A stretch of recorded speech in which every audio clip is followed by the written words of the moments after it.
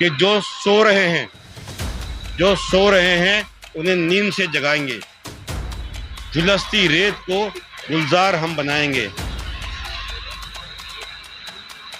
हमें मिटाने के मंसूबे बनाने वालों, हम पलक झपकते ही तुमको जाकर मिटाएंगे। बताना है आपके भविष्य का एक ही नाम, भाई अबुल कलाम, एडवोकेट अबुल कलाम। की क्या पहचान? नीला झंडा हाथी निशान। बीएसपी पहचान? नीला झंडा हाथी निशान। मजबूरी है, माया बहन जरूरी है, देश की अबुल कलाम आजाद को भारी बहुमतों से जिताना है। युवाओं में जागी है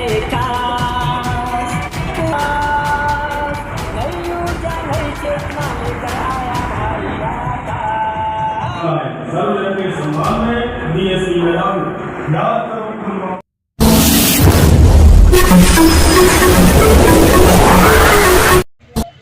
ये पता नहीं ये बाद की बात है, ये क्या होगा, ये बहन जी के लेवल का मामला, इसे तो हम कह नहीं सकते।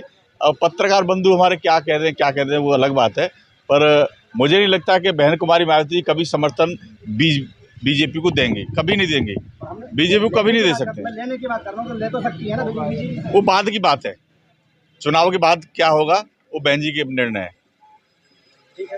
अबुल कलाम जी के आप समर्थन में आए हैं और यहाँ पर जनसभा को भी संबोधित कर रहे हैं। क्या लगता है कि पहली जीत का खाता जो है वो इन्हीं से ही होगा या किसी और से करवा रहे हैं आप देख पा रहे होंगे, अब पूरी दिल्ली को आप खबर कर रहे हैं, देख भी रहे, सारे प्रत्याशियों हमारे जो बीएसपी के सबके पास आप जा रहे हैं, तो आप देख पा रहे होंगे अब्दुल कलाम भाई बड़ी मजबूती के साथ इधर चुनाव लड़ रहे हैं और सर समाज का इनको समर्थन मिल रहा है। ऐसे लगता है कि ये जरूर अब की बार चांदनी चौक में कुछ और अलग होने वाला है। अबुल कलाम जी जो हैं वो दिन रात मेहनत कर रहे हैं और देखने में भी आ रहा है कि सुबह 8 बजे से और रात के 8 बजे तक वो भरी दोपहरी में काम कर रहे हैं, यानी कि लोगों को जगाने का काम कर रहे हैं। क्या लगता है कि लोग जाग रहे हैं? बिल्कुल जगेंगे, लोग तो जाग चुके हैं वैसे, और जो थोड़ी बहुत है वो भाई अब्दुल कलाम जी लगे हैं, हम लोग लगे हैं, आप सब लोग लगे हैं जगाने के लिए। और ये अकेला अब्दुल कलाम का काम नहीं है, ये बहुजन समाज के और खास तौर से SC/ST माइनॉरिटी के साथ साथ जो सर्व समाज में जो सवर्ण कास्ट के जो गरीब लोग हैं उनका भी यही काम है, और बहुजन समाज पार्टी उनका कल्याण कर सकती है और कोई नहीं कर सकता। दलित मुस्लिम गठबंधन की प्रचार करने के लिए बहन जी दिल्ली क्यों यहाँ पर? ये माननीय बहन जी का वो है, क्योंकि बहन जी उधर उत्तर प्रदेश को ज़्यादा समय दे रही हैं और उनका जो कार्यक्रम वो तब पूरा फिक्स हो चुका 23 तारीख तक का, इसलिए कोई परिस्थिति कारण नहीं आ पा रही है। ऐसा नहीं है कि नहीं आएंगी, और अभी हो भी सकता है, अभी हम लोग बातचीत कर रहे हैं, क्या पता अभी समय मिल जाए हमें।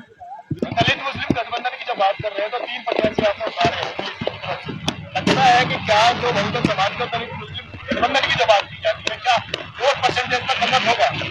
वोट परसेंटेज ही नहीं, ये माननीय कांशीराम साहब ने आज नहीं कहा था। माननीय कांशीराम साहब ने जब BSP बनाई थी तो ये नारा था हमारा कि दलित मुस्लिम करो विचार, कब तक सहोगे अत्याचार, ये मूल हमारा नारा है। तो आज वो समय है कि दलित और मुसलमानों के बीच गठबंधन, और खास तौर से जो और समाज के जो गरीब लोग हैं उनका भी, SC/ST माइनॉरिटी के और सब समाज के लोगों का भी इनको समर्थन मिल रहा है। सुदेश आर्य जी, आप युवा हैं और प्रभारी भी हैं, क्या लगता है युवा आपकी बात मानेगा इस बार? इसमें कोई दोहराए नहीं, दिल्ली में नौजवानों ने आदरणीय बहन जी को देश में वैसे भागीदारी दी है, और आप सोशल मीडिया में जुड़े रहते हैं, आप देखते हैं कि आदरणीय बहन जी जिस तरह नौजवानों को भागीदारी दी है, तो नौजवानों का रुझान बहुजन समाज पार्टी के प्रति बहुत ज़्यादा सकारात्मक हो रहा है और बड़ी तादाद से बहुजन समाज पार्टी नौजवान जो जुड़ रहे हैं। दिल्ली में भी बहुत सारे नौजवान आदरणीय बहन जी ने मौका दिया है, चाहे ललित भाई हों, चाहे इधर लक्ष्मण सर हों, मैं हूँ, तमाम जो लोग हैं, नौजवान लोग हैं, उनको आदरणीय बहन जी ने मौका दिया है और दिल्ली बदलाव की तरफ है। आप 7 लोकसभा में जा रहे हैं, कवर कर रहे हैं, हर एक प्रत्याशी अपने दमखम पर, अपने साधनों पर पूरी ईमानदारी से चुनाव लड़ रहा है, और हमारा वोटर इस बार पूरी तरह निश्चिंत है कि 7 लोकसभा पे हम लोगों ने चुनाव लड़ाया, तो उनका वोटर हमारा 25 तारीख का वेट कर रहा है। और निसंदेह पिछली बार जो 2019 में मिस्टेकिंग हुई थी उसको हम लोग पूरा करने का काम किया। 7 लोकसभा पे हमारा एक एक कर्मठ कार्यकर्ता, एक एक पदाधिकारी पूरे जी जान से लगा है कि इस बार हम लोग दिल्ली में जरूर अपना वोट परसेंटेज के साथ साथ कुछ ना कुछ नया करने का भी काम करेंगे। अबुल कलाम जी के आप समर्थन में यहाँ पर आए हैं, 7 सीट दिल्ली में है, क्या लगता है दिल्ली में 7 सीटों में कितनी सीटें आप लेके आ रहे हैं? क्योंकि चुनाव तो भविष्य की अनिश्चितताओं पे होता है, वोटर के ऊपर है, लेकिन फिर भी हम अपनी पूरी ताकत से लगे हुए हैं। आदरणीय बहन जी ने जैसे हमको 3 लोकसभा इधर लगा के दिया था, तो अब्दुल कलाम जी साहब हमारे संगठन में भी रहे, तो जो साथी हमारे तीनों लोकसभा में लगे हुए हैं चुनाव प्रक्रिया में, हम लोग पूरी ईमानदारी के साथ चुनाव लड़ रहे हैं। निसंदेह चाहे नई दिल्ली का राजकुमार जी को उसने देखा होगा, उधर विशाखा आनंद से आप मिल के आए हैं, इधर अब्दुल कलाम के साथ आप लगातार हैं, तो तीनों जितनी मेरे पास जिम्मेदारी है, मैं निसंदेह कह सकता हूँ इस बार वोट परसेंटेज में बड़ा इजाफा होगा और परिवर्तन भी आ सकता है। जी, चांदनी चौक से अबू कलाम जी आप प्रत्याशी हैं बीएसपी से, क्या लगता है आपको कि कितनी वोटों से आप आगे बढ़ेंगे या शुरुआत करेंगे? देखिए ऐसा है कि मैं ये कहना चाह रहा हूँ आपसे कि एक तो गठबंधन हो चुका है इंडिया का और एक एनडीए चल रहा है, उन दोनों का आपस में भी गठबंधन है, जिसको गठबंधन कहते हैं इलेक्ट्रॉल का गठबंधन। एक दूसरे के ऊपर आरोप कर रहे हैं लेकिन किसी के खिलाफ कार्रवाई नहीं कर रहे हैं। एक गठबंधन और हुआ है, वो बहन जी ने किया है, दलित और मुस्लिम का। ये दलित और मुस्लिम का जो गठबंधन है ना, ये कई नेताओं की नींद हराम कर दी है उसने, और कई नेताओं को इसने डरा दिया।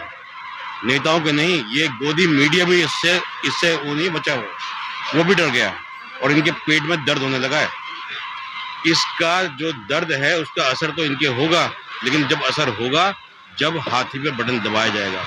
ये बात समझ में तब आएगी जब हमारे लोग, हमारा SC ST, हमारा दलित, हमारा किसान, हमारा मजदूर, हमारे जो मुस्लिम भाई हैं, एक साथ इकट्ठा होकर के ईमानदारी से अगर वोट देंगे, संविधान के लिए वोट देंगे, इन नफरत के खिलाफ वोट देंगे, तो हमारा रिजल्ट बहुत अच्छा आने वाला है। ये अब देख लीजिएगा।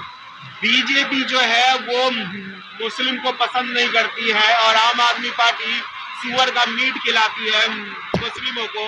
क्या लगता है कि वो बात सुन करके बीएसपी को वो वोट देने का काम करेंगे और आपकी बात मानेंगे? देखिए, मुस्लिम वोट तो बीजेपी के पास जाने वाला नहीं है, और 2, 4, 5 लोग जो है हर कौम में गद्दार होते ही हैं, उनको छोड़ दिया जाए तो मुस्लिम नहीं देंगे।